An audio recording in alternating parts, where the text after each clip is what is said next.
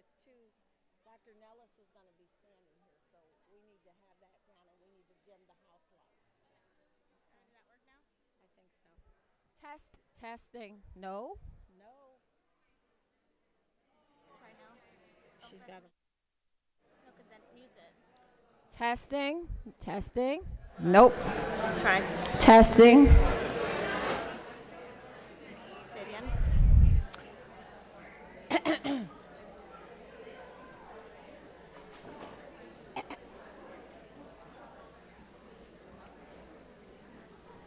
I think it's. Go again.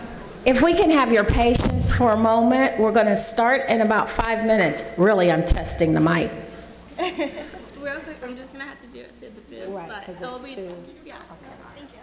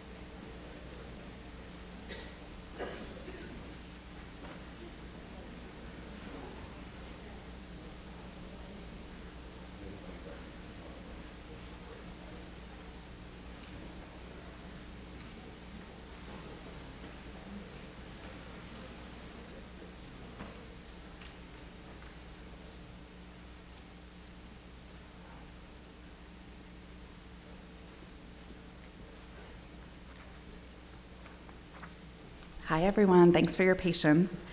My name is Beth Weinstein, and I develop subscriber events for the New York Times. It is my pleasure to welcome you here tonight to the New York Times in person, teaching, learning, and reporting about science in times of public mistrust.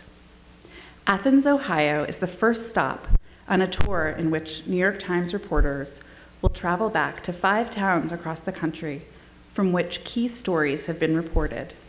Our hope is to continue the conversation. Each of you will have received a card upon checking in. On this card, we ask that you let us know what topics you want us to cover more of and how you want us to cover them. There will be an opportunity for questions at the end of this event, but if you don't get a chance to ask directly, please know that we want to hear your voice. I want to thank Ohio University for their generosity and partnership, and with a special thanks to Tamala Solomon. And I'd now like to introduce your esteemed president. Dr. M. Duane Nellis was named the 21st president of Ohio University on February 22nd, 2017. As an internationally recognized scholar and national higher education leader, Dr. Nellis brings nearly 4 decades of experience in academia as president, provost, dean, and professor to Ohio University.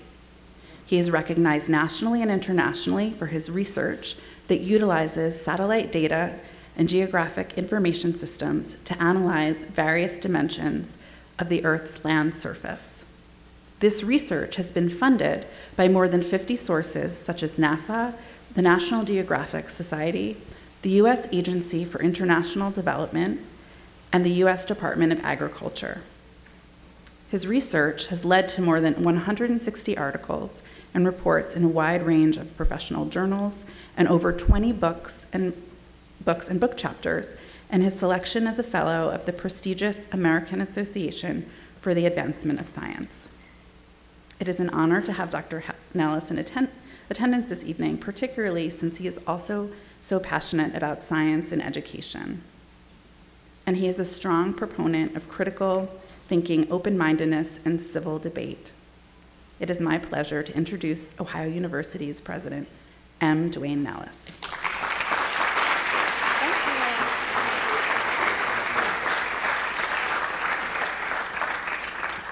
Well, thank you so much for that very kind introduction, and good evening, everyone. It truly is an honor to be with all of you tonight.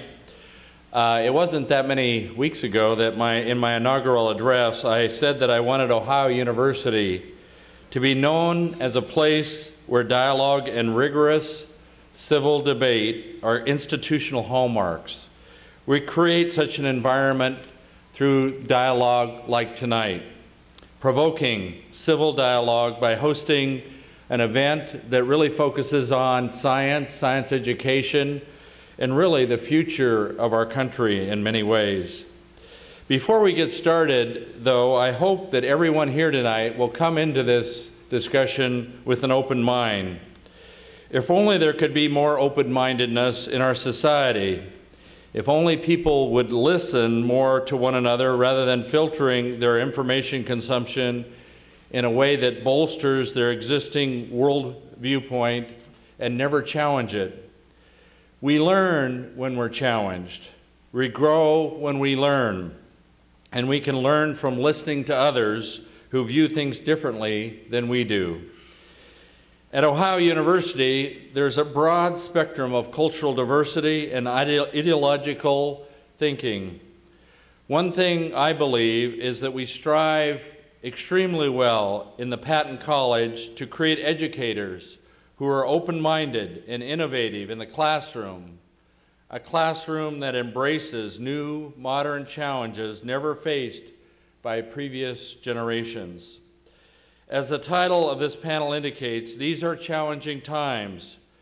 National news headlines often remind us that from certain portions of the public, there is a level of mistrust in institutions, in the government, in the media, in law enforcement, in business, and in higher education.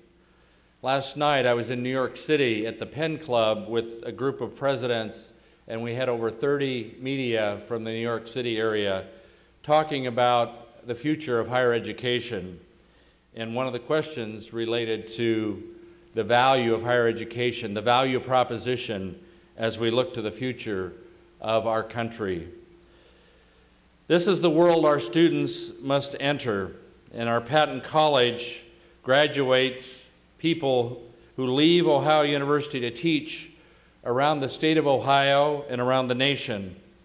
The skills that they acquire at Ohio University are preparing them for a profession where skepticism is sometimes taught at a very early age in their homes before they even set foot in the classroom. One of our alumni, Wellston High School science teacher Jim Sutter, has received national media attention for the innovative ways he's found to reach his students, to get them to listen in the classroom, and to open their minds to the possibilities they've never before considered. Mr. Sutter is one of the panelists tonight, along with 2 Ohio University professors, and we're really pleased as well to have people from the New York Times here as well. At this time, I'd like to introduce one of the professors who's going to be involved in tonight's panel discussion, Dr. Sammy Kahn. Dr. Kahn is an assistant professor of science education in the Patton College. An award-winning teacher and scholar, Dr. Kahn has authored numerous journal articles and has co-authored 3 books on enhancing scientific inquiry experience for children and adults. Prior to coming to Ohio University, Dr. Kahn held positions at Rutgers University and the Collegiate School in New York City. Now, ladies and gentlemen, please welcome Dr. Sammy Kahn.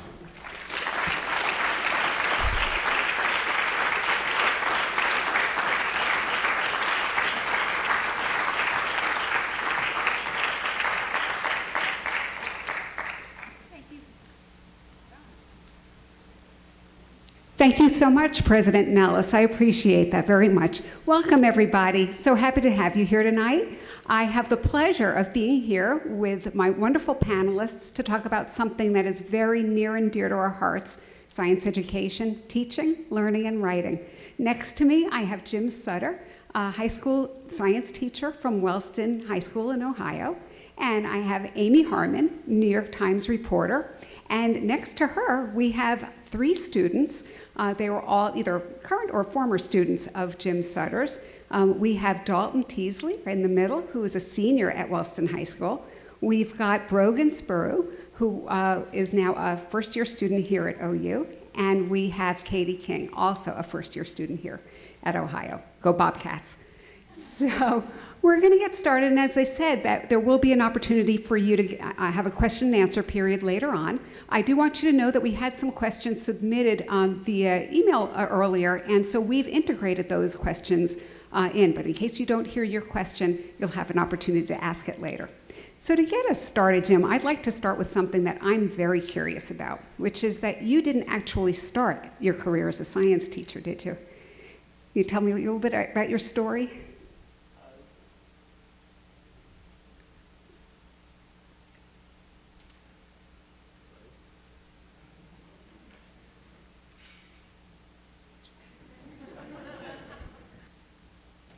Hello? No, It's you. it's me. How many science teachers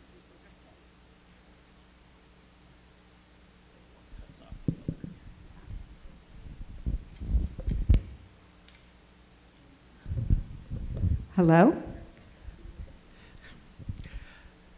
No, I didn't originally start out as a science teacher, and quite honestly, if 6 or 7 years ago you told me I'd be one, I would have laughed at you. I originally started off, I actually hated high school when I was in high school, and it wasn't until I went to college that I really started enjoying education. I got degrees in anthropology and geology from the University of Akron, and worked as a contract geophysicist with the University of Akron, and then for a while as in private environmental work. And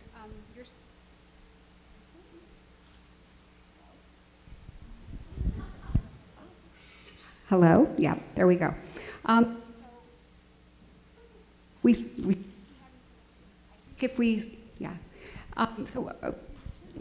You like science? Yeah, I think we all really appreciate science. Do you have any thoughts on what makes a good science teacher? A sense of understanding that some of the concepts that they're going over isn't necessarily easy for anyone, and that taking the time to work one-on-one with a student that isn't exactly thriving in the environment.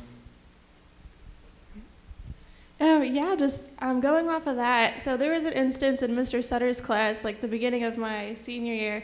We were doing an experiment, and I didn't even know how to use a pipette. So I think a good science teacher just really knows how to break down to the basics and like build a solid foundation. And if I remember, I think that was a moment Mr. Sutter was like, whoa, okay, here. He needed to reevaluate like kind of his plan, because he had to adjust to what we knew and come down to our level and try to build us up with him. So I think he was a great science teacher in that aspect.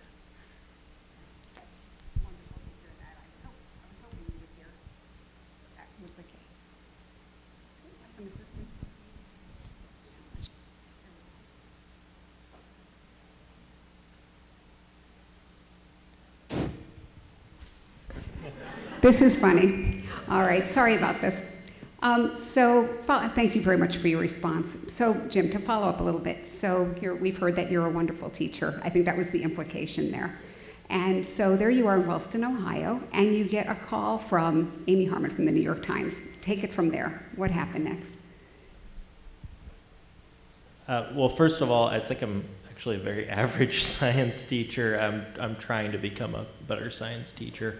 I didn't actually have Amy call me direct. I had taken a class in Maine to certify me to teach AP Environmental Science, and one of the other individuals that I had taken the class with had been in contact with Amy earlier, and she asked me if I would be interested in being part of a piece that she was doing. And I kind of think of myself as much as a science advocate as a teacher, and I was very much happy to work with it. You could take it from that point. Yeah. So we're going to have passing out the mics tonight. So Amy, how did you come to Ohio? What brought you to Jim's class? So, no, I'm loud. I write for the national staff of the New York Times, and one of the things that we've been doing this year, in addition to, like, sort of in between natural disasters and unfortunately mass shootings and all of the news that we cover, is trying to really probe the cultural divide, like all of the issues that divide us as a nation, which there are many of, immigration, healthcare, many things you could name. Climate change is one of those.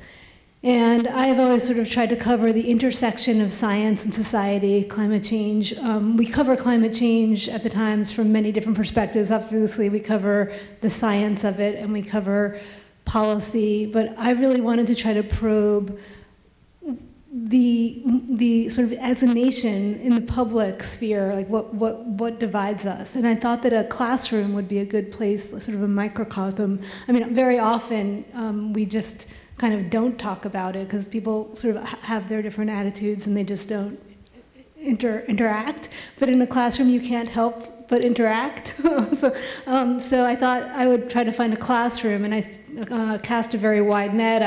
I talked to dozens of teachers around the country who did report to me that they were having these conflicts in the classroom. So I did enough reporting to sort of feel like this was a story, and then I was sort of looking for where to go, where was the right place to set that story. And I had talked to the person who had met Jim was one of many people that I talked to. The National Science Teachers Association sort of helped me put out emails asking anybody who would be willing to talk to me to talk to me. And Wellston just seemed like sometimes you go. Partly I was invited. Jim was willing. So and it was a setting that I thought could be sort of illuminating and instructive. So yeah. Great. So you went to the classroom, and do any of you remember when you remember when she came? Katie, you were in that class. Were you also? Yeah. So I think the first time we talked to Amy was me and Katie talked to her on the computer over like FaceTime. And just getting to meet her, we expected her to be someone very high intelligence, someone that wasn't very relatable to talk to, but yeah, it was very like eye-opening to realize, the people we stereotype from far away are not. They're just like us. Like, it's no different. And so having her in the classroom was just like any normal day. We barely noticed she was even there. I remember our Skype. I think I was Skyping you from my kitchen that morning, and I was just like trying to get my daughter off to school, but you had like a first period class. We had to talk in the morning. Yeah.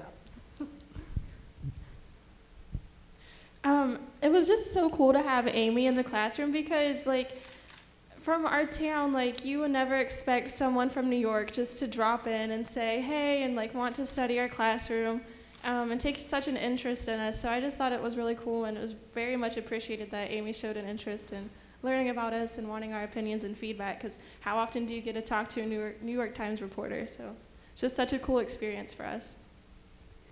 So when she came to the class, Mr. Sutter was teaching about climate science and climate change. Do you remember anything about your thinking early in that term, and then how it may have changed through Mr. Sutter's teaching, through your experiences?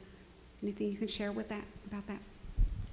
So thinking about climate change, prior to Mr. Sutter's classes, I didn't really think about it that much. It was just a topic I knew about that I didn't really shed any light on. And after having Sutter's class, he showed us like videos of amazing like examples of climate change and what it can do to the environment. And just after his class, it's just so it makes you realize, like, pay attention to the things that we're not paying attention to, and yeah, just paying attention to it is just. You actually gave me like one of my favorite quotes that in the story, where you talked about that you loved music and photography, and you came to realize that environmental stuff was like one of the things that you, like a third thing that you really. Yeah. Is that right? Yeah, I can talk about that. So before Sutter's class, also, I didn't really pay much to my appreciation of science. It was more of my focusing on arts, photography, music, and just the examples, like I said earlier, it made me pay attention to the science and the climate change that was happening in my backyard, and it opened up like a complete new window to my appreciation for science and the fact that that could be potentially something I could do after high school. But so far, what you've been talking about all sounds very, very nice and easy, but I suspect it wasn't so all the time. So can you share with us maybe a little bit of the controversies that may have occurred either in your classroom or beyond the walls of the classroom? I personally wasn't in Mr. Sutter's class. I was involved in his science club, which was an after-hours sort of event. There wasn't a whole lot of controversy there because for the most part it was his AP students and other students that were already very interested in science.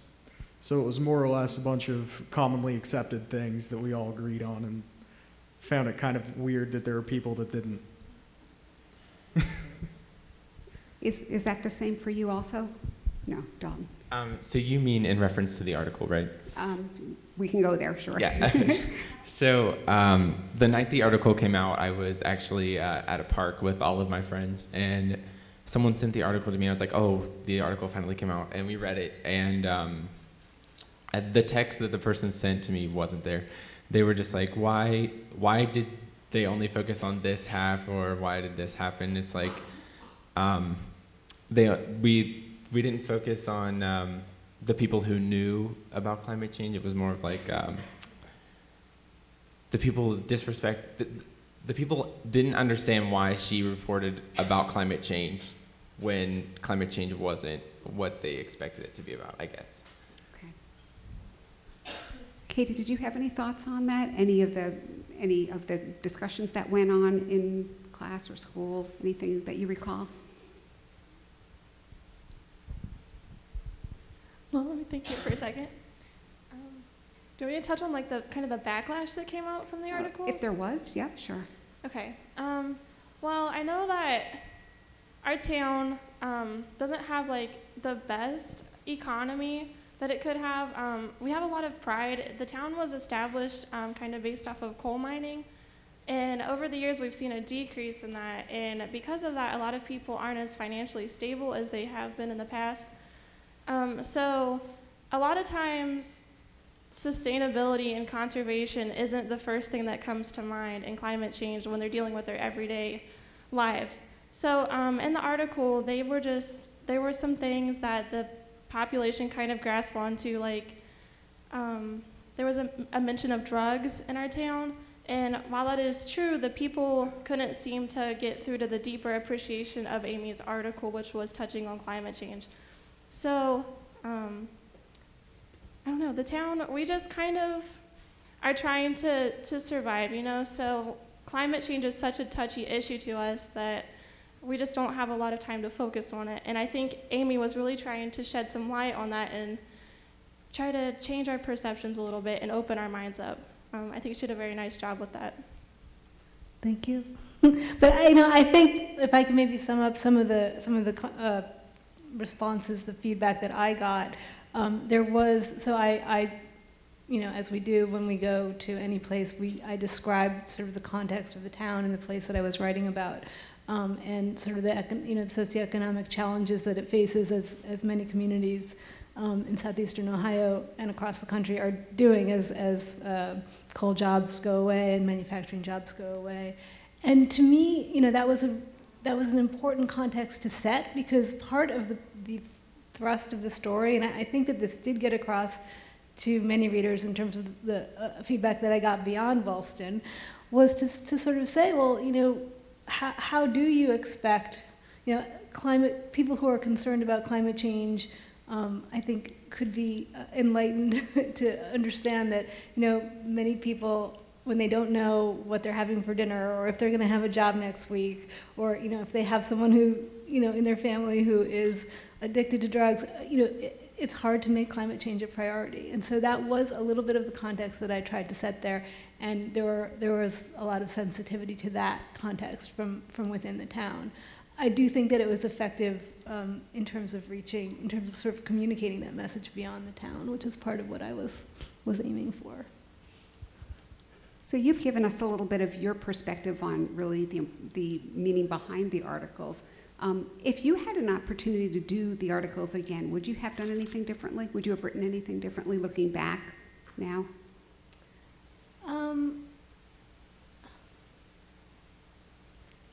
I don't think so. I mean, of course, I'm a reporter. I always want more space. I wish I could have written a longer article or 5 articles.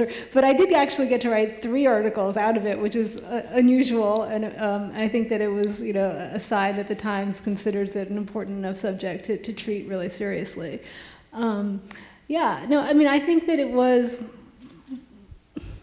one of my favorite, it was one of my favorite stories that I've ever done, because it also stretched my mind and challenged my own assumptions, and that's always sort of really rewarding when that happens as a reporter. I mean, I went there partly because, as I said, I was interested in reporting about these conflicts that exist over this issue of climate change, and I found conflict. I mean, some of Jim's students were challenging him and did not, had sort of been brought up not to think that the evidence for climate change was credible, and he was pushing them, and there was some, fiery stuff going on in the classroom. But I also found students that came in believing that and then changed their mind.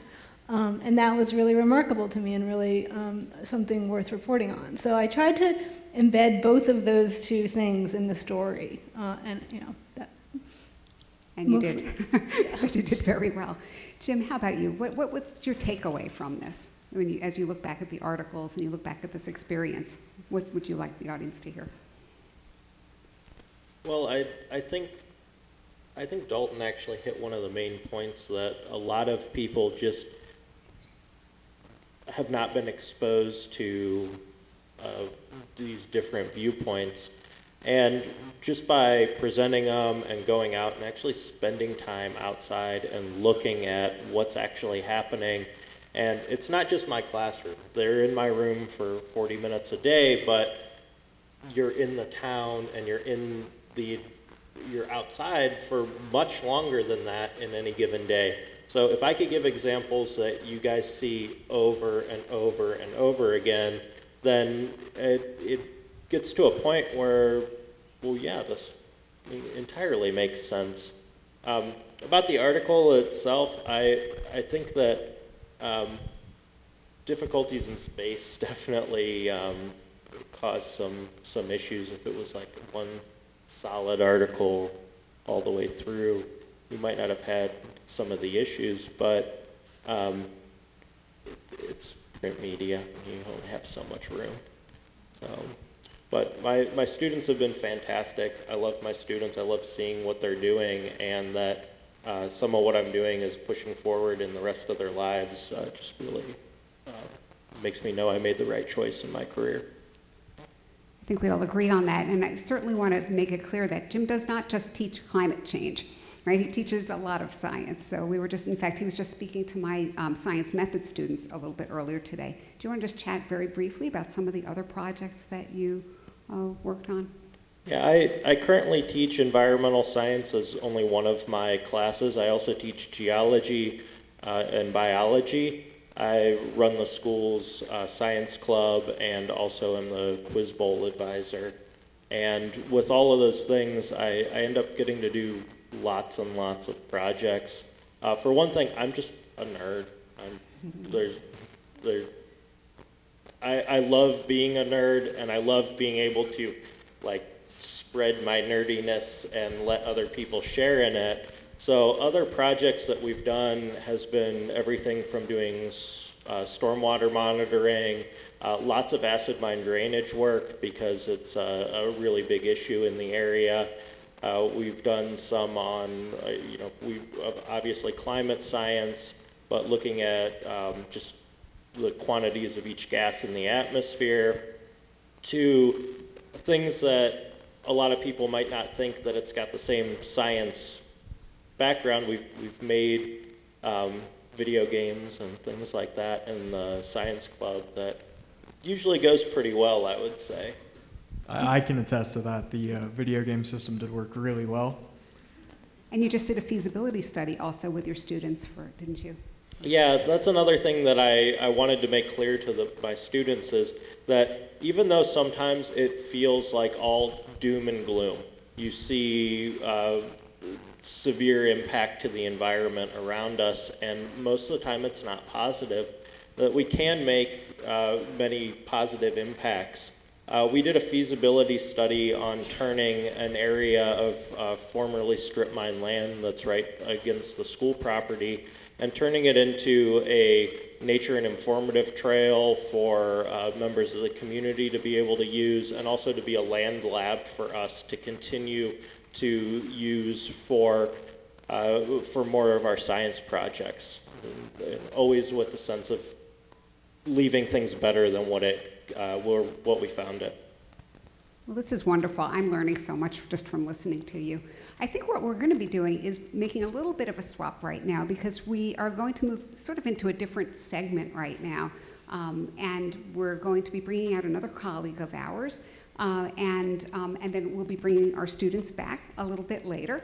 But for now, we are going to bring in a colleague from the Scripps School of Journalism, and his name is Dr. Bernhard Debatin. And we'll have Bernhard come out. It's so incredible just listening to the students, how insightful they are on these issues, and wonderful. Bernhard, welcome. So glad to have you join us. Good evening. Good evening. So Bernhard, we were discussing, as you heard, we were discussing the articles and really thinking about Wellston almost essentially as a microcosm, really, of an area where we have a teacher trying to teach a controversial issue, although I want to say at the start here, when I say controversial, I don't mean controversial in the scientific community, because this is not controversial in the scientific community, right? Scientists look at this and say, we see, average temperature change, we see sea level rise, we see ice caps melting. There's not a controversy there. But here we have an issue in the town where it did bring up these controversies. As a science journalist, Bernhard, what did you see as the import of these articles? And is there anything instructive in them for future science journalists? Yeah, first of all, thank you very much for having me on the panel this evening. I would say probably the most important thing is to show that things like that are difficult, and that we need to maybe all think a little bit more about how to get topics like that into the public. As you know, science journalism has a really important function of almost like being translators. You have complicated issues, you need to break them down without making them trivial, and you need to show the importance of it. And that is a very, very complicated job, but it's a really important job too. I think this article series was really good for that. It showed what the issue is, how complicated it is. I think it also showed really well that people have opinions, and that's okay, but that we shouldn't confuse opinion, like my personal beliefs, with things that can be shown through evidence and facts and testing and experiments, scientific procedures, and things like that. And I think we have a responsibility as science journalists to really show that difference in a respectful way. That doesn't mean that people's opinions don't have any value, but it means we need to be careful to show that there is a big difference between personal beliefs, as much as we may believe them, and things we can do through procedures that follow scientific standards, scientific procedures, scientific ways of showing and verifying or falsifying evidence. But one of the challenges, of course, is that when you confront people with the facts, the scientific facts, they tend to become more entrenched in their beliefs, right? So this is one of the challenges that we deal with. Although one of the things that I really took away from this reporting experience is that, so there's been all this research that shows that it is, that especially with climate change, and there are other issues too, but people, like adults, don't change their mind when they're confronted with facts, which is disturbing. So because you start to think, well, how can we have like a civil society that bases its decisions on evidence if people aren't going to change their minds? But one of the really hopeful messages I think that came out of this for me was that attitudes towards climate change are not entrenched in teenagers. They can change, and there is research on that too, that sort of has begun to look at that and sort of say, you know, it's different, like using control groups of adults and then looking at teenagers and saying, like, you know, actually teenagers have, their opinions are not formed. They're not necessarily going to take the, you know, whatever their parents say as the gospel, and that they're, you know, they're also, when you're in a classroom, again, you have to, you can't totally tune out the other side. So there is an opportunity there, and I saw that opportunity, you know, happening in front of me. So I think that, you know, what you're saying is true, that often people do just get more entrenched when they're confronted, but not necessarily when they're in high school. Well, you know, one of the things that really stood out to me in your articles was particularly the young woman who said, science is always wrong. Science always makes mistakes. And, you know, it leads me to think really about the nature of science, which is that it's very unique in that it's empirical and always having data and changing over time, but yet that's what gives it its rigor. And so the public sometimes hears about different findings and says, oh, coffee's good for you one day, coffee's bad for you the next day. Scientists don't know what they're doing, when in fact different studies will yield different results. How do journalists make sense of that for the public so that they're not confused about different findings? Well, I mean, I think another question to ask is how scientists should make sense of it for the public. So I'll throw it back a little bit first on scientists, because I think that, and you know, it's all of us, and maybe it's also science educators. We'll take some of that on, won't we, Jim? Yeah. Because I think that it is a problem that we science is presented as this thing that is like the truth or not the truth. So that Gwen, in my story, that was sort of a remarkable exchange, I thought, where she said, you know, well, scientists are wrong all the time. Like, why should I believe you about climate science? So to sort of be able to communicate more in our stories and maybe in our classrooms and maybe just from science in general as it's presented to the public, that it is not always, that it is an ever-changing thing, but that there are certain things where there is many lines of evidence, where there is a consensus among a broad number of scientists, things like climate change or evolution, that get to a point where, you know, we know that this is, you know, as close to the truth as we can get in science, and that certain elements of it may change, but it's yeah. I mean, you can probably talk to that even better than I can. this is. Right. Is this one on? Okay. I'm coming from this as both a scientist and a science teacher. I first off think that scientists are terrible about presenting their information in general, and that was one of the main reasons I decided to make the change in life to go from a scientist into being a science teacher.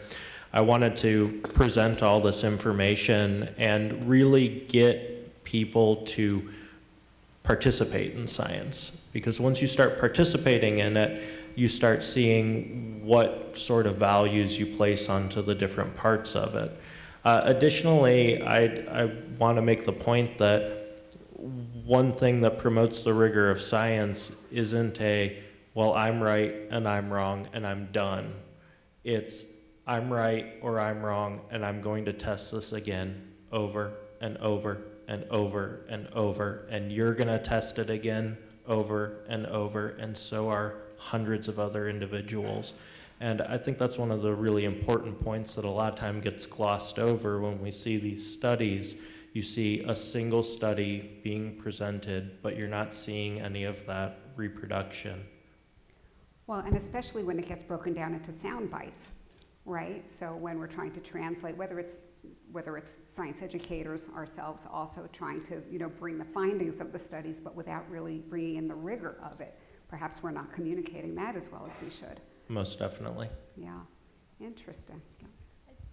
Just to add, one of the other things that struck me about Wellston is your point that scientists haven't really been coming to the school very much, right? So how do kids understand what science is and isn't if they're not exposed to, and especially in a rural area like that where they're not maybe going to the science museum or the other types of places where you might get that kind of information. So I think that I know that Ohio University is actually sending graduate students and sending scientists there now, which is pretty remarkable. I think that's an important part of it.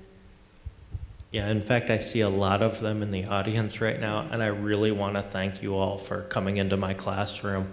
I could not present stuff, and I could not really teach a class without you guys, and I hope you come back again. The university is a great resource.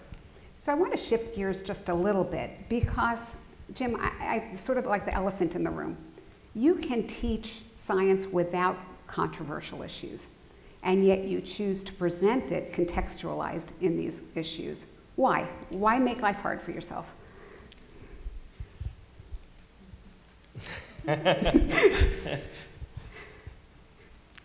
Because life's hard in general, but a lot of these issues, they are the absolute most important things that a lot of us are going to be experiencing in life.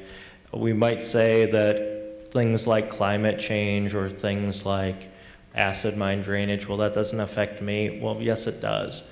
And if you don't think it affects you, wait 10 years and it will be affecting you. And I would be absolutely remiss. I would be doing a disservice to my students to not teach the controversial issues as well as the basic non-controversy issues. I'm hearing what I would interpret as sort of a moral obligation, essentially. It's almost like, an ethical belief or moral belief that you have as a teacher. Absolutely. What about journalists? Oh, well, I'll answer that, yeah. but also just to give the Wellston School District its credit. It hired Jim partly because they wanted to equip their students with science knowledge, but they wanted an AP, they wanted someone who could teach AP environmental science, which is an AP class that their kids could take and get college credit for and be, and that the AP course does require some degree of teaching that humans contribute to climate change. Not every state requires it. Ohio standards are not so firm on that. There are others that have adopted this thing called the Next Generation Science Standards, which have a more rigorous approach to teaching human-caused climate change. But so I just wanted to say that, I mean, you're doing it from a personal sense of duty, but also, the district hired you to do that, which is important to note. So wait, you're asking me about the moral obligation of journalists? Yeah. Okay. I mean, Jim is essentially, I think, saying that, teachers can't, if you oversimplify the science, if you decontextualize it, you're doing your students a disservice. And I think we would also say we're doing science a disservice by oversimplifying. What about your obligation to cover these issues? I mean, I think I have an obligation to cover the news. And so we do cover science as news, but I, as a national reporter, also, I mean, what I strive to cover is this, is sort of what's happening in our culture. Like, what is going on? Why do people, it's a little bit more of the why are we having this cultural divide? What is going on here? And so I'm trying to dig into that, and I do see that as very much part of my job, to try to help people make sense of their world and their nation and what's happening with their fellow citizens. So, yeah. Maybe I can talk to that from a more philosophical perspective. I would say we have really a strong obligation, a moral obligation to talk specifically about issues like that, because we do live in a very complex society, and people tend to overlook that very often. We live in a society where most people don't understand how things work. We have to actually accept that most of the stuff that we deal with, whether it's our phones or whether it's our cars, work in some almost magic way. And there is a danger in that particular, I think I lost my microphone here. There is a danger in that particular situation, because if we accept that we don't understand what's going on in the world and how the world functions, that opens the doors to this sort of general skepticism. Nothing can be explained, everything is equal, it's all a question of opinion, or it's all like evenly wrong or right, and we don't know. And I think it's really important that we, first of all, early on, teach science literacy, media literacy, news literacy, those kind of things, so that we have critical and not overly skeptical people. Skepticism doesn't help because it's usually ending with, well, I know nothing and can't really judge. Critical means we have criteria to understand what is trustworthy, what is, for instance, factually true, where is there evidence, and things like that. And I think that's really what we need to work toward, both as journalists and as educators. I mean, just to give another example of journalism, so climate change is sometimes seen as a liberal issue, or the liberals care about climate change. I did a series of stories a couple of years ago about genetically modified foods, which are sometimes seen as liberals don't like genetically modified foods. And the point of that series was to sort of challenge that assumption and sort of say, hey, look at the evidence here. There is actually nothing, and I know I'm talking to probably Athens is a very foodie town, so I may be, but the point of that series was kind of the flip of examining why people reject climate change and looking at why do people reject genetically modified foods, and so my point is just that it can happen across the political spectrum, this kind of denial of evidence. And I do think it's part of my obligation as a science reporter to try to probe that when that happens, and to say, well, what is the evidence, and why is there a gap between popular perception of reality and what the scientific evidence says? I'd like to come back a little bit later to more of a discussion on evidence when the students are back, because I think they're going to have some interesting insights that we can share together. But the one thing I do want to pick up on right now is you talked about skepticism, and you were talking about skepticism in a way that we don't want the public to be skeptical, and yet scientists are skeptics. We know that. That's a habit of mind of science. Just to yes. Put that in the right light, I mean skepticism for the sake of skepticism, right? Not a skeptical attitude Yes. that you have to have in terms of not believing everything that people tell you. So I really mean this in a very specific way. Yes, and critical. You want them to be thinking critically. But scientists have skepticism, and that they know that they're going to be subject to scrutiny. And we mentioned before the idea that translating science writing into lay people's reading can be very tricky. We had a question from the audience, and the question was, and I'm going to read this to you, should we scientists request all media articles be approved or screened by us before allowing journalists to publish it? And I wanted to read that to you as a quote because I think it's interesting and it touches on this idea. What do you think? I mean, scientists are concerned about this translation of their work to the public.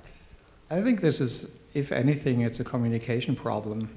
So we don't need an approval board or something like that. We need good communication, and that goes for both sides. When a science journalist talks to a scientist, both sides need to make sure that they understand what's going on, and they should actually spend some time together. They should actually try to figure out, how much do they understand what they are actually talking about. So I think that is an issue that can be taken care of through a different mechanism, not through an approval board or anything like that, but really through putting time and effort into communication and really trying to figure out how can we find a way to make this understandable. And most of the time it's really not, the issue is not so much that journalists don't get it or scientists don't talk properly. I think the issue is usually elsewhere. And the question is really how much do you make an effort to get the things right. And so I would say the better way is really to look at the communication patterns and figure out what's going on there rather than trying some approval thing, which I think would be weird, partly because obviously there's a certain level of autonomy that journalism needs and has to have, and there has to be also a certain level of trust. And you take that away. I mean, you read quotes back, for instance. That's a usual practice, but you never, for instance, give your article to whoever, whether it's a journalist who gives an article to a politician. That doesn't happen, and you wouldn't give an article to a scientist, That's just not, because if you start that, you get into a weird negotiation process, and you probably can never finish that. So there needs to be a certain level of trust and also a certain level of sort of understanding different professional discourses, so to speak.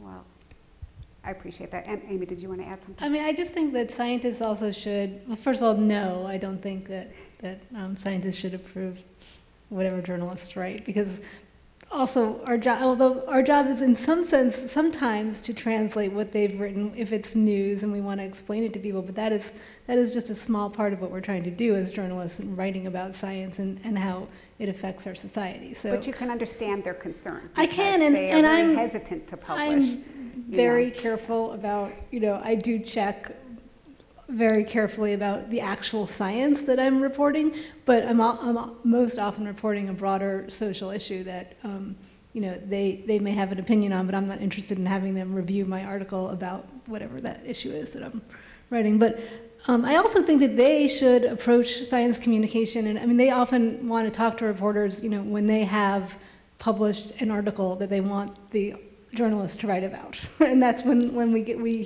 hear from scientists. But I do think it's the responsibility of scientists, especially taxpayer-supported scientists, to be communicating more regularly with the public in lots of different ways, and to be talking to journalists not just about their latest study. Jim. I just want to add one or two things here, and I think a lot of problems happen in how terminology is used by scientists versus terminology used in the general public.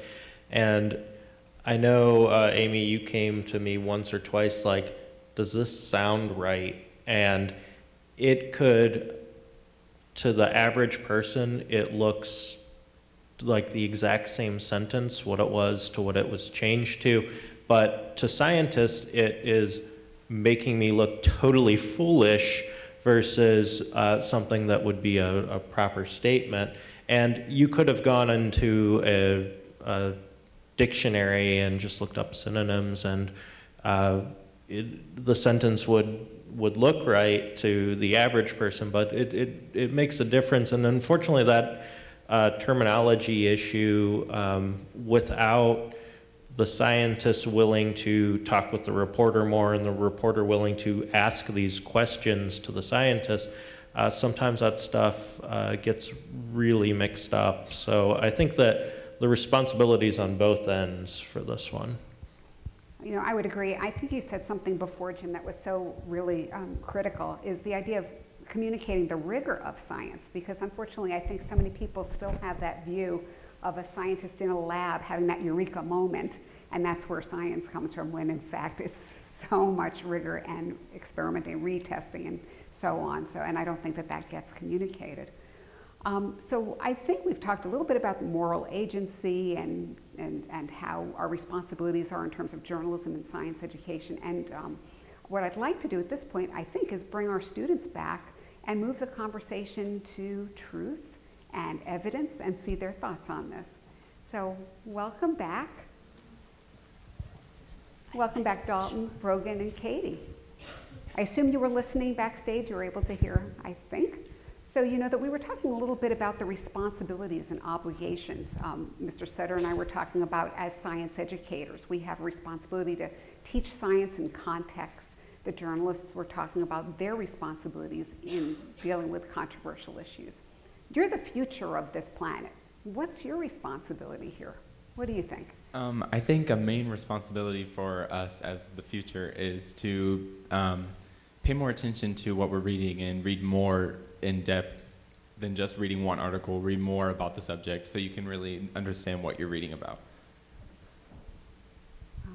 Again, to touch on that, in my poli-sci class, we've been focusing upon reading multiple articles to get the true feel of the facts. And I think we should all work more effectively at finding what the facts truly are without a slant.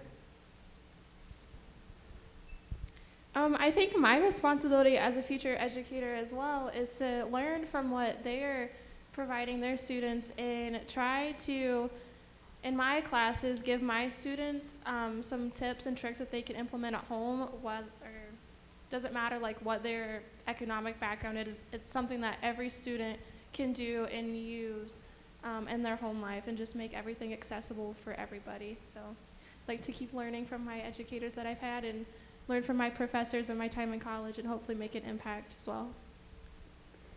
So you've mentioned the idea of reading more and really understanding the evidence and facts. How do you determine when something's a fact? That can easily be determined by the precision of the language used when talking about different subjects, as well as using different types of media, as opposed to just reading one person's article. Read an article written about the same topic from another source, and then comparing the two. But how does this work with, say, social media, right? What happens when something comes across your feed? Is there a tendency to really dig in or maybe move a little quickly? In my experience, people tend to take things from social media at face value, which isn't something that we should regularly do, because people on social media are not journalists. They aren't being paid to accurately depict what happened, how it happened, and what the problem is. I am on social media, though. But they're not all journalists. That I agree. There you go. Fair point. Touche. Well, then, do you have advice for, let's say, students and others, and how to ferret out what they can believe on social media? Read the New York Times. Okay. That was a good plug. I gave you the in there. We have a good Facebook page. Science has a Facebook page on the New York Times. a separate New York Times Facebook page, and we have a national account, and yeah. But no, I mean, it's hard. I think it's certainly, you have to, I mean, it's not just students, right? I mean, we all are having to figure out what to trust and what not to trust, and what are, the algorithms that are created by some foreign government to have us believe what we're believing. So it's a bigger challenge, I think, even just than science. But I think that if you ever feel totally 100% confident in what you're reading or what you're analyzing, you really need to go back and go through it more.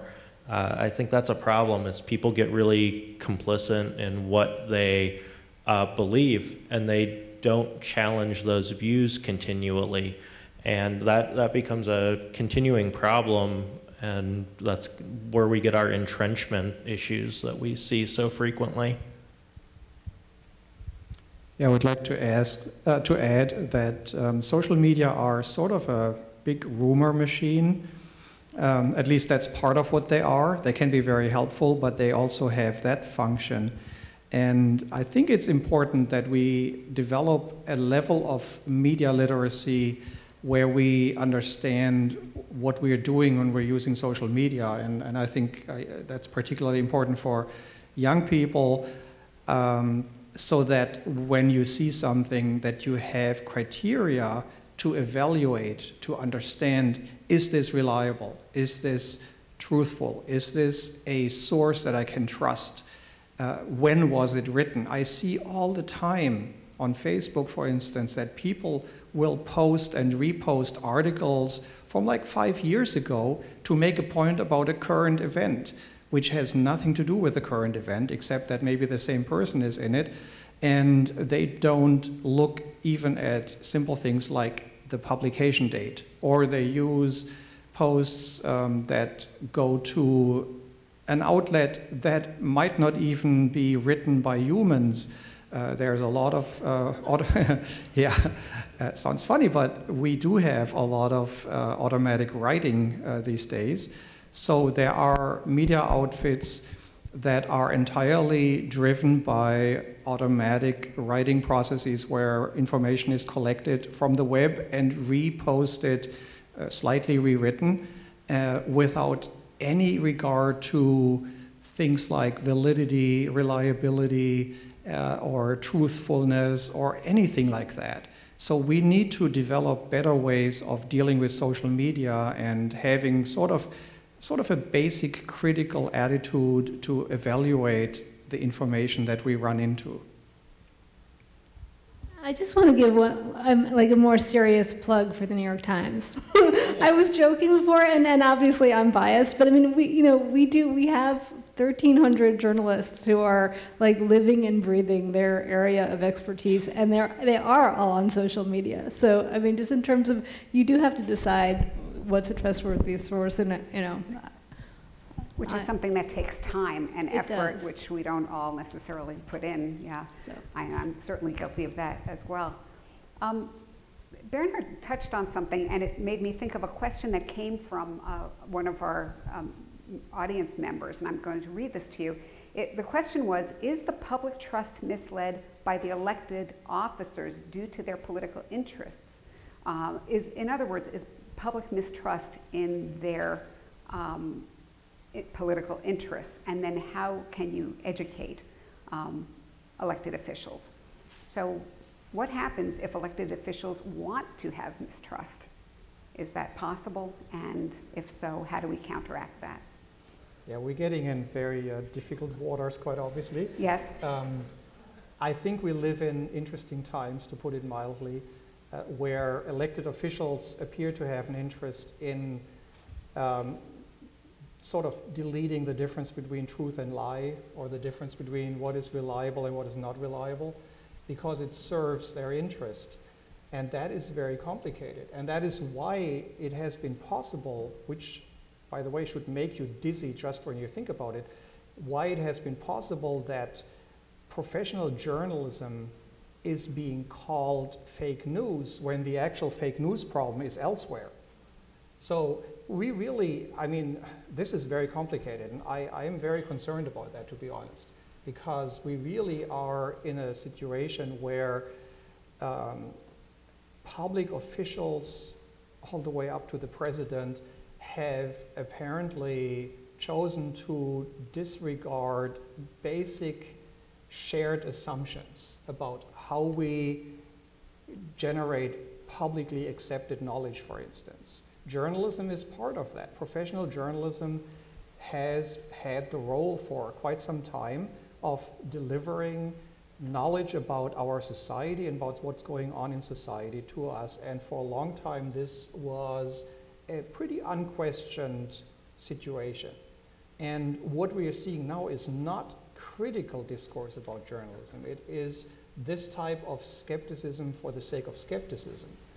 And it is in the interest of at least certain politicians because they can get away with lies, they can get away with saying whatever they want to say without being held accountable. So there's a whole sort of discourse in the background here about accountability, about truthfulness, about how we deal with people. And if you do this long enough, it becomes very confusing, and also the standards of accountability get lost. And I think, unfortunately, that's where we are. I mean, and just to bring it back to climate change, you know, many of the teachers that I talked to, not just Jim, mentioned that their job had gotten harder this year because you have elected and appointed officials at the highest levels of government outright contradicting what the overwhelming scientific evidence says about climate change, that, you know, human emissions are causing the planet to warm at a faster rate than it ever has before.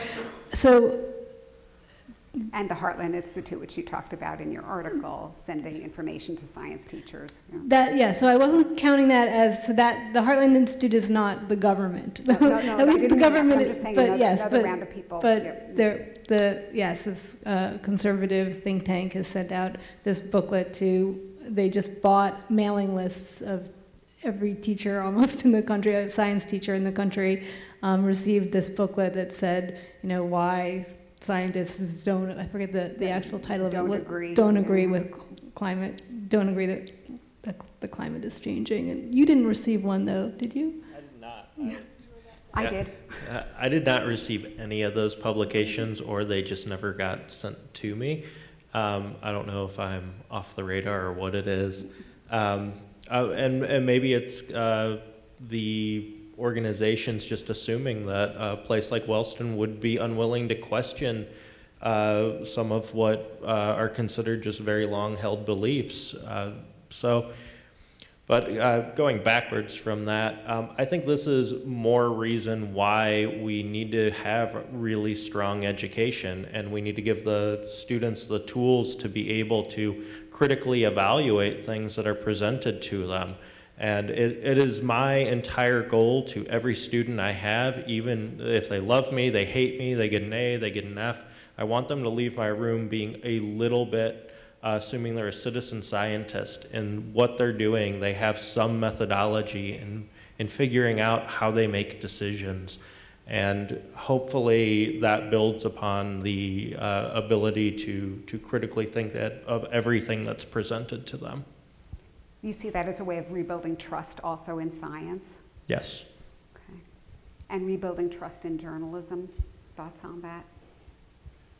Yeah, that's difficult. I mean, I think intrinsically seen, or from the internal point of journalism seen, obviously trust can only be built when you do good journalism, when you present your information based on facts, based on evidence, when you have multiple sources, when you do a thorough job, when you don't do a sloppy job.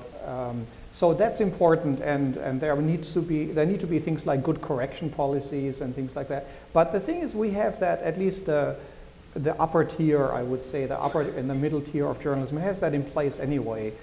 So that's not really the problem. The problem is that I think with social media on the one hand, and with this flood of fake news and sort of pointless stuff that's floating on floating around on social media on the one hand, and with politicians that exploit that situation on the other hand, it has become really difficult for journalism. So, and I'm not really sure, what else can you do?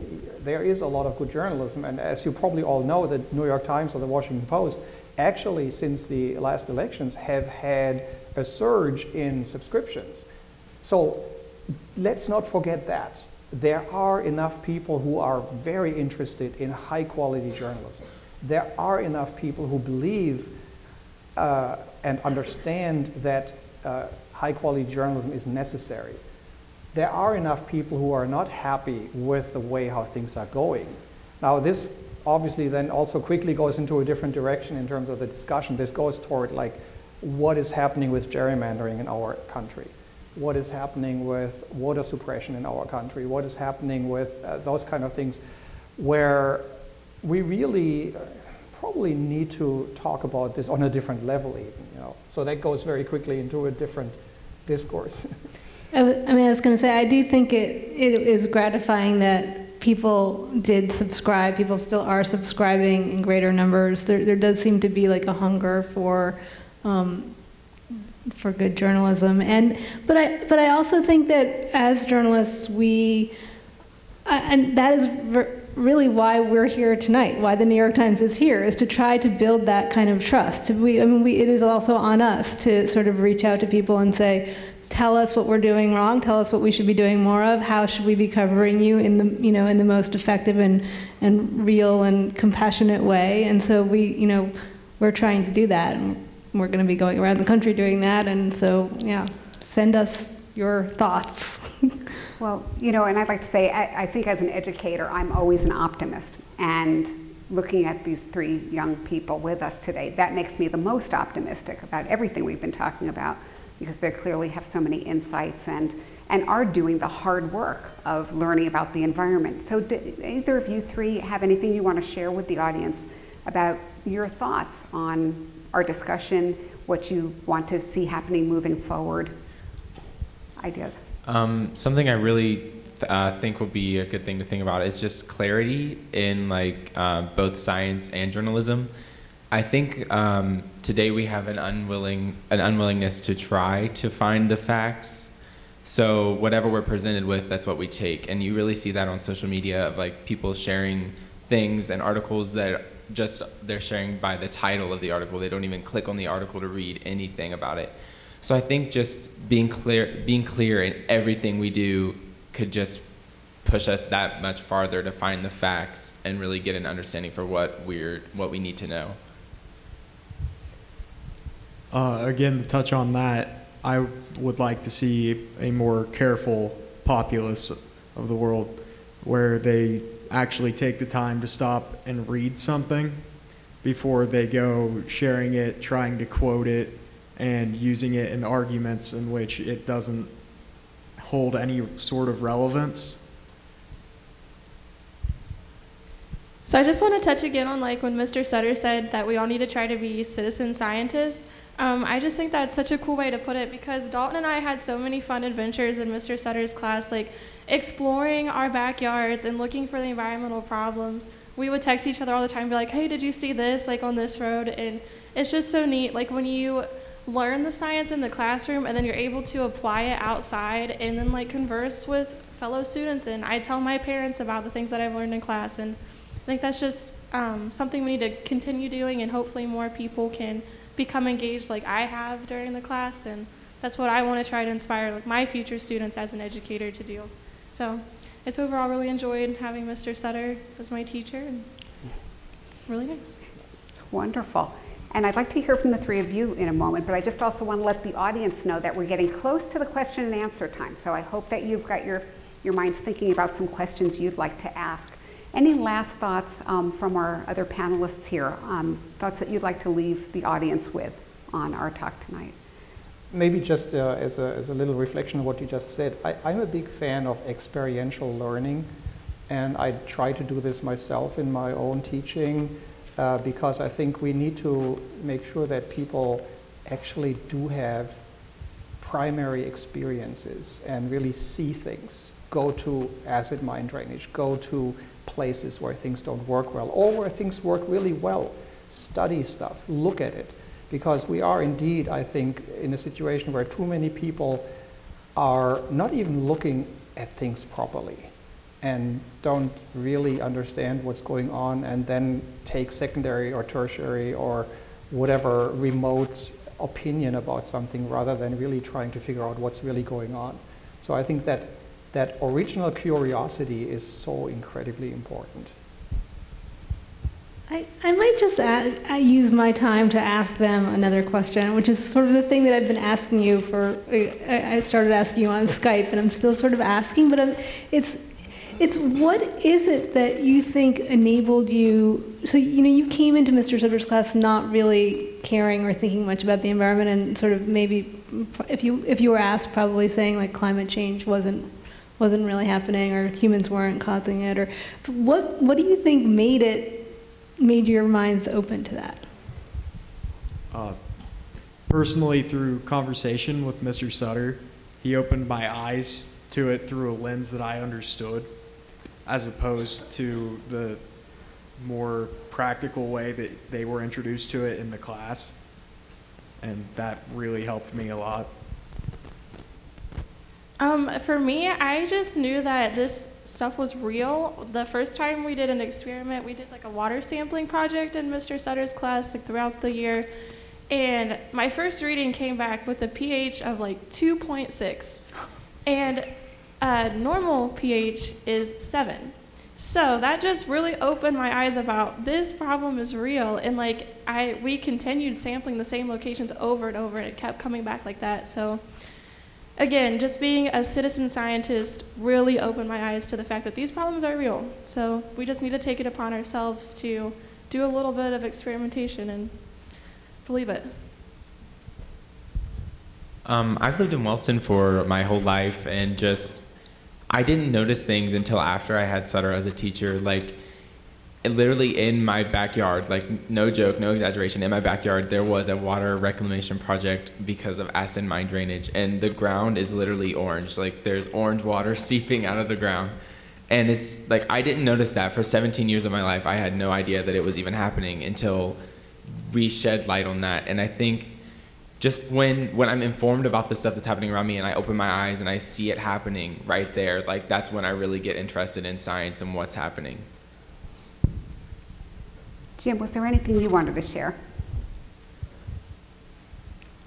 I mean, I've learned as much from teaching you guys as I've given you information, so I just wanted to thank all of you for that. I also want to thank Wellston for kind of letting me have free reign of bringing in scientists and bringing these experiences to the students, because if you're going the step-by-step process through our standards for science education, unfortunately you miss out on a lot of these opportunities to do things. So sometimes we have to mix things up, and I'm glad that they took the chance on me. So. Well, and clearly they have a wonderful teacher, and Wellston produces wonderful students as well. So we're so happy to have you. It seems to me, if I could just summarize some of the thoughts that we had tonight, we've talked a little bit about the complexity, teaching science as real and complex, making sure that we're being respectful to science and our students. We've talked about science educators and journalists needing to work harder to convey the rigor of science and how science actually works, to help the public understand that a little bit better. And maybe perhaps becoming better perspective takers, all of us, understanding when we're reporting, understanding where, or teaching where our students are at, and vice versa. So on that note, I want to really thank, particularly first our students. You are really the future, and we're so proud of you, and so thrilled to have you here, and grateful. So thank you so much. Thank you. And to my colleagues here as well. So we're going to open it up to questions.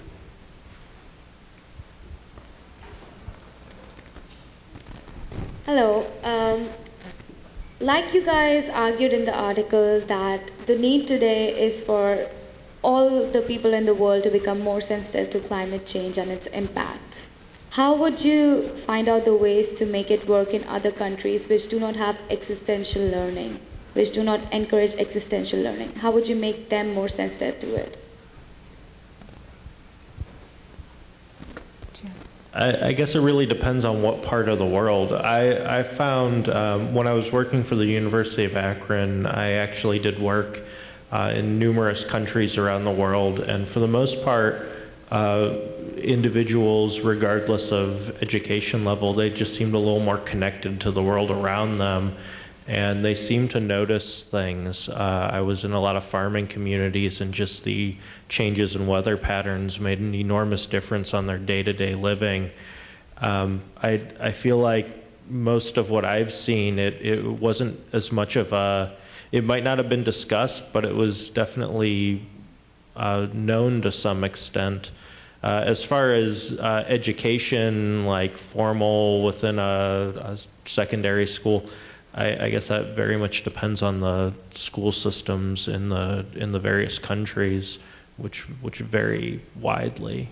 You know, one of the interesting things Jim said to my class earlier was that even in the United States, where very often environmental science points to certain places and certain examples, those aren't really realistic for different localities. For example, he was talking about drought, and whereas when you're teaching in Ohio, drought isn't a problem, obviously, today. So you have to make it local to wherever you are, and that would be the same no matter where in the world. Yeah, one of the examples that is used all the time in environmental science is the Aral Sea and it drying up. And when I look out, even my window this morning, I had 6 foot of water in my yard. I could have kayaked here today. So having a lake that totally dries up, it isn't necessarily the best example to do. So having very pertinent examples that, once again, they can see when they're outside of class from me. I've got them 40 minutes a day, but they're out in the world for the rest of that time. So they need to be able to see whatever we're teaching about. Thank you. Hi, I'm actually a graduate student that has the pleasure of working with Mr. Sutter's classroom, and I've really gotten to enjoy learning about the students, their individual personalities, and different, just high school hasn't been that long for me, and I can say that going into other high schools in the area too, although there are unique aspects to Wellston, high schools are generally people, and the story for me that I read was genuinely a human story. And although it was about climate change and about a lot of the other concepts that you discussed today, it was also a very human story.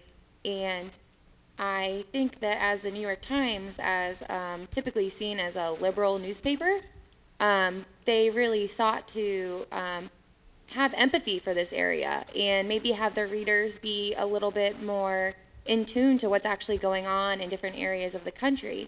However, and this is leading up to my question, I promise, how do we portray empathy and get people who may write off this part of the country as not being willing to engage in civil discourse and have it come off as empathy rather than pity or criticism or pointing out the flaws of the community?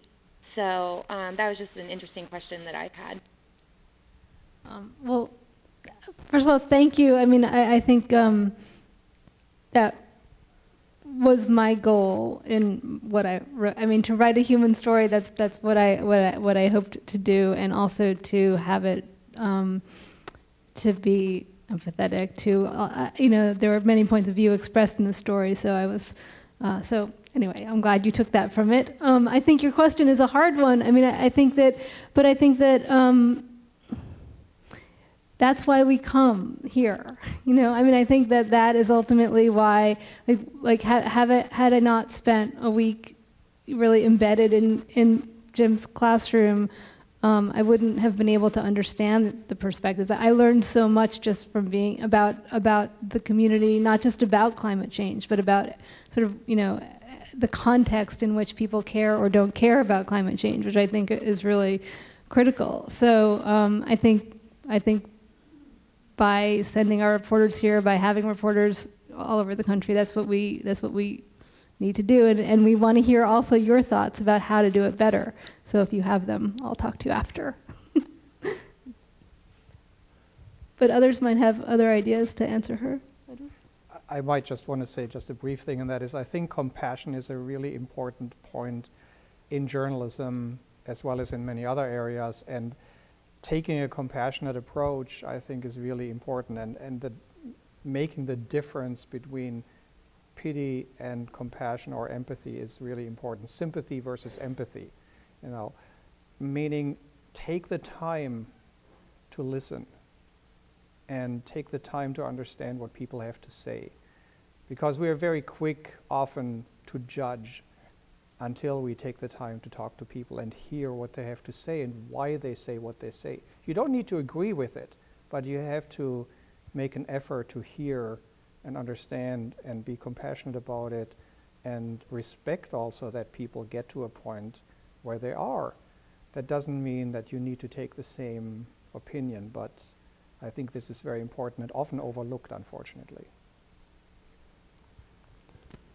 This is more of a comment. I'm not asking for a reply on this, but a little history lesson. In the middle of the Civil War, there was a young man born a couple hours west of here in Georgetown, Ohio. His name was Car Van Anda.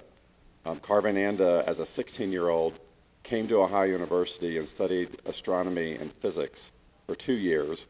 And then he went back into journalism, where he ultimately became the managing editor of the New York Times from 1904 to 1932. So there's really a kind of a fun full circle having the New York Times come back and talk about science. One of the things that Car Van Anda was famous for was correcting a mistake that Albert Einstein had in a formula. So we're talking about a real scientist who was heading the New York Times for really 3 decades, the beginning of the 20th century. I just throw that in for a footnote. Thank you. I did not know that history. Maybe he started Science Times. We have Tuesdays, a science section. We have time for one more question. Hi, this is a question for the journalists. I was intrigued by the idea that you comment science as news. I think that's what you said.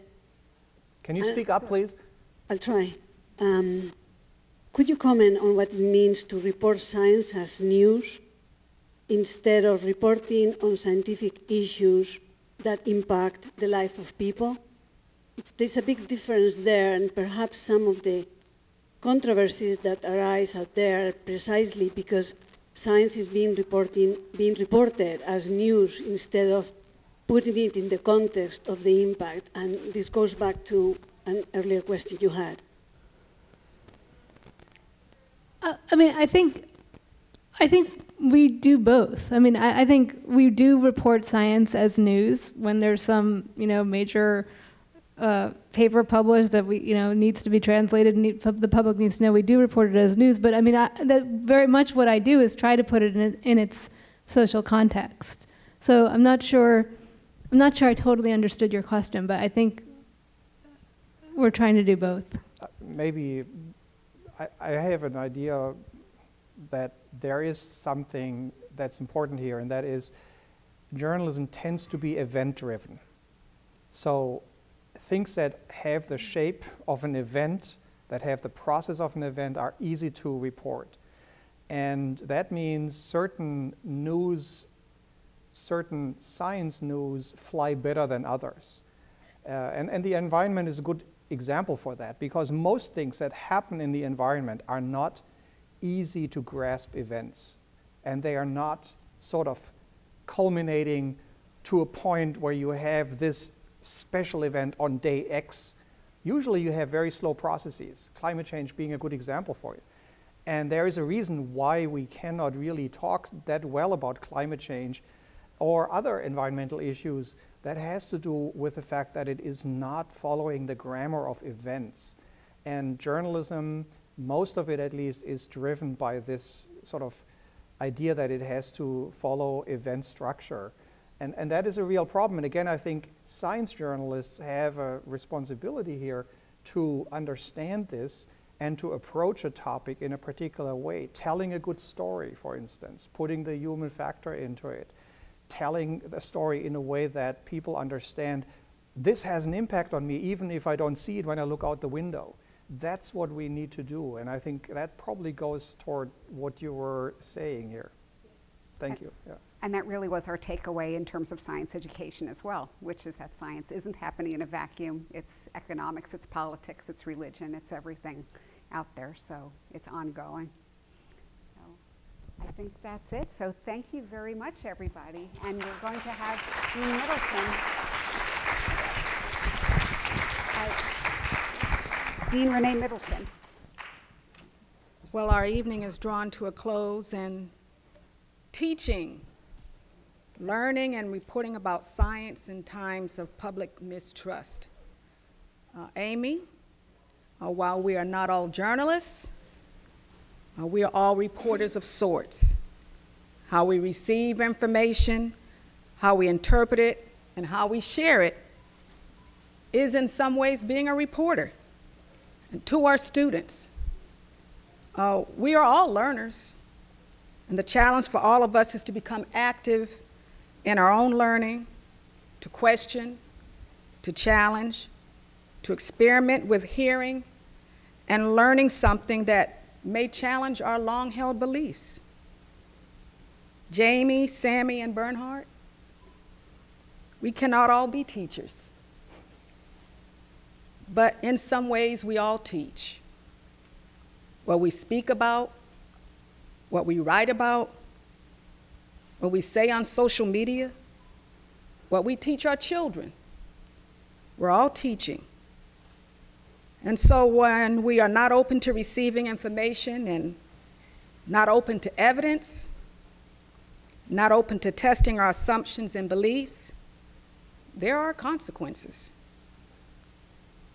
The truth is hard.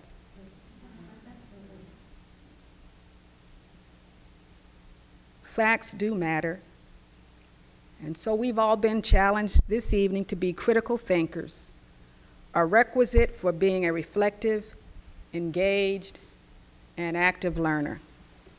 Let's give our panel another round of applause.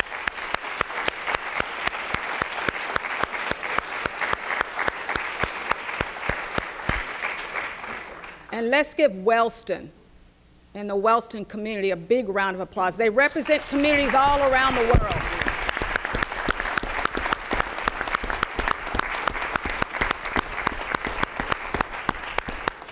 Wellston has a lot to teach us. Just give me 1 minute. I want to say that Jim Sutter has a GoFundMe page for his Wellston High School AP Environmental Science class, and he did not ask me to do this. We did research.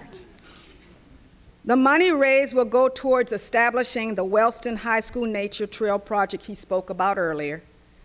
In addition, the funds will be used to purchase equipment for his class for their environmental studies into climate and weather, surface and groundwater, soil and biodiversity. And so, Jim, Ohio University wants to be among the first to help you get started with one of the items on your wish list. We're going to provide you with a portable meter that measures pH, electrical conductivity, and total dissolved solids. Thank you, Jim, for your dedication to education.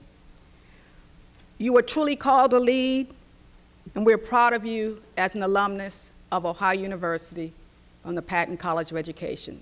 Thank you and good evening.